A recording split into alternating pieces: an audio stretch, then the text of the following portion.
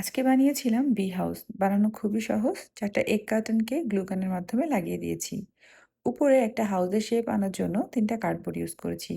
একটা দরজা বানিয়ে দিয়েছি আর একটা মৌমাছি এঁকে গ্লু গানের মাধ্যমে লাগিয়ে দিয়েছি। সকালে উঠে ওরা এটা দেখে অনেক খুশি হয়েছে। শুনলো এটা দিয়ে কি করব? বললাম এটা তোমাদেরকে কালার করতে হবে। কালার করার জন্য ২ টা প্লাস্টিকের ট্রেতে ওয়াটার কালার দিয়ে দিয়েছি এবং কটন বাড দিয়েছি। তারা খুব যত্নের সাথে বি হাউসটা কালার করা শুরু করলো। প্রায় ৪৫ থেকে ৫০ মিনিটের মতো তারা এটা কালার করেছিল এবং ওদের সামনেই আমি ল্যাপটপ নিয়ে বসে আমি আমার কাজগুলো আগিয়ে নিয়েছিলাম। দুজনকে একসাথে ব্যস্ত রাখার জন্য পেইন্টিং আমার কাছে সবথেকে সহজ সমাধান। বিশেষ করে আপনি যদি ওয়াটার কালার ইউজ করেন তাহলে ওরা বেশ অনেক সময় ব্যস্ত থাকে। এই ৪৫ মিনিটে আমি কিছু মেইল করেছি এবং আমার অ্যাবস্ট্রাক্টের কিছু কাজ ছিল সেগুলো শেষ করেছি।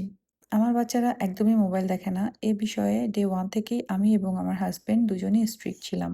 স্ক্রিন টাইম বলতে আসলে ওরা টেলিভিশন দেখে, তবে সেটার কনটেন্ট এবং সময় আমি নির্ধারণ করি। আর উনাইশা নিজেই ঠিক করে নিয়েছে ও স্যাটারডে এবং মানডেতে টেলিভিশন দেখবে।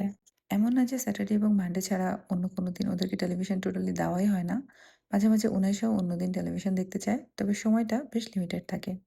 স্ক্রিন টাইম ছাড়া ২ বাচ্চাকে একই সময় একই সাথে ব্যস্ত রাখার জন্য এই ধরনের অ্যাক্টিভিটিস বেশ উপকারী।